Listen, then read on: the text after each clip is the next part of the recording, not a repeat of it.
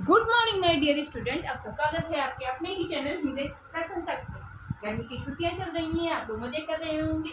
इन मजे करते करते हुए क्यों ना थोड़ी सी हम लोग पढ़ाई लिखाई करते हैं। तो बच्चों, आज हम बहुत दिनों के बाद अपना वीडियो लेके आए हैं और आज का जो टॉपिक है वो बहुत ही महत्वपूर्ण है।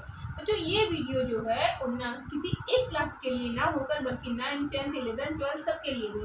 CBSE बोर्ड, यूपी बोर्ड और भी जो भी बोर्ड है उनके लिए, सबके लिए ये बहुत ही महत्वपूर्ण टॉपिक है। तो बच्चों, आज का टॉपिक क्या है, क्या आप लोग गेस कर सकते हैं? जरा सोचिए कौन सी ऐसी टॉपिक है जो 9, 10, 11, 12 सबके लिए इम्पोर्टेंट है और सबके परीक्षा में कहीं ना कहीं इसमें से क्वेश्चन जरूर पूछा जाता है। बच्चों, चलिए सोचते रहिए कि कौन सा टॉपिक समझ में आया। नहीं, चलो मैं आपको बताती हूँ। आज का हमारा जो टॉपिक है, जो हमारा विषय है, वो है हिंदी गद्य के इतिहास का काल विभाजन। तो बच्चों, एक शॉर्ट वीडियो मैंने इस पर बनाया है, लेकिन आज मैं विस्तार से इसको बताती हूँ। तो बच्चों, हिंदी गद्य साहित्य का विकास का जो काल विभाजन है वो मुख्यतः 6 भागों में बांटा गया है। कितने भागों में बांटा गया है? 6 भागों में। पहला आपका है पूर्व भारतेंदु युग। कौन सा? पूर्व भारतेंदु युग। कब से कब तक? 13वीं शताब्दी से 1868 ईस्वी तक। पूर्व भारतेंदु युग कब से कब तक है? 13वीं शताब्दी से 1868 ईस्वी तक। दूसरा आपका है भारतेंदु युग। भारतेंदु युग ये जो आपका शुरू हो रहा है 1868 ईस्वी से लेकर 1900 ईस्वी तक। तीसरा आपका है द्विवेदी युग। ये 1900 ईस्वी से लेकर 1922 ईस्वी तक है। द्विवेदी युग के प्रवर्तक कौन है? बच्चों, कभी कभी क्वेश्चन ऐसे पूछा जाता है, द्विवेदी युग के पुरोधा कौन है? तो द्विवेदी युग के प्रवर्तक या पुरोधा जो भी कह लीजिए, महावीर प्रसाद द्विवेदी जी हैं। तीसरा है शुक्ल युग या छायावादी। बच्चों, शुक्ल युग नाम किसके नाम पर पड़ा, आप लोग जानते हैं? अगर नहीं जानते हैं तो मैं बताती हूँ। आचार्य रामचंद्र शुक्ल के नाम पर शुक्ल युग का नाम पड़ा और इसकी समय सीमा जो है 1919 ईस्वी से 1938 तक है। अब आप कहेंगे कि जब द्विवेदी युग 1922 ईस्वी में समाप्त हुआ तो 1919 ईस्वी से शुक्ल युग या छायावादी युग का प्रारंभ कैसे हुआ? बच्चों, द्विवेदी युग समाप्त तो 1922 में हुआ है, लेकिन 3 साल पहले से ही शुक्ल युग की भूमिका बन चुकी थी।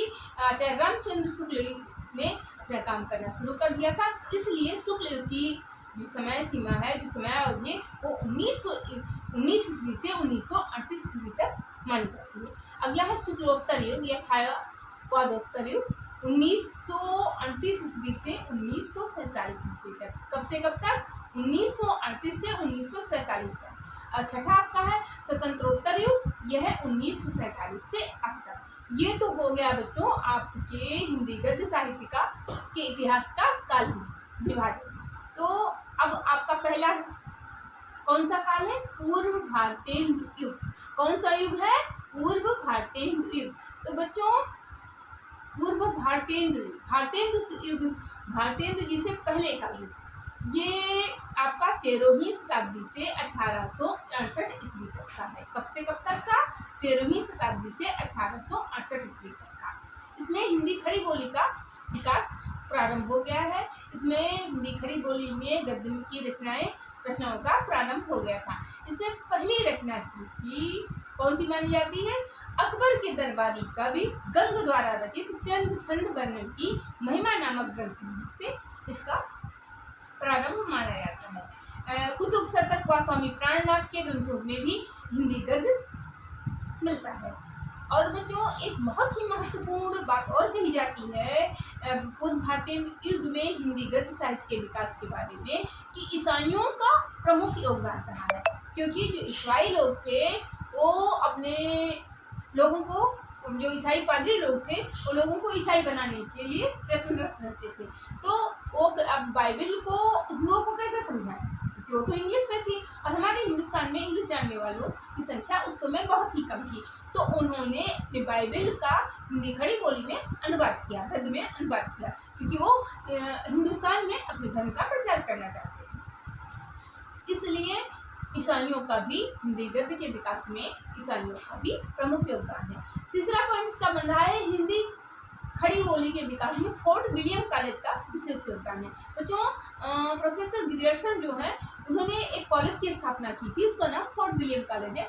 इस कॉलेज की स्थापना 1800 ईस्वी में ही हो गई थी और इसमें इसके 4 प्रमुख लेखक माने जाते हैं कि फोर्ट विलियम कॉलेज के ही हैं, जिसमें कि इंसाअल्लाह खां और मुंशी सदा शुक्ला, सदल मिश्र और लल्लू लाल जी हैं और इन्होंने प्रमुख ग्रंथों की रचना की।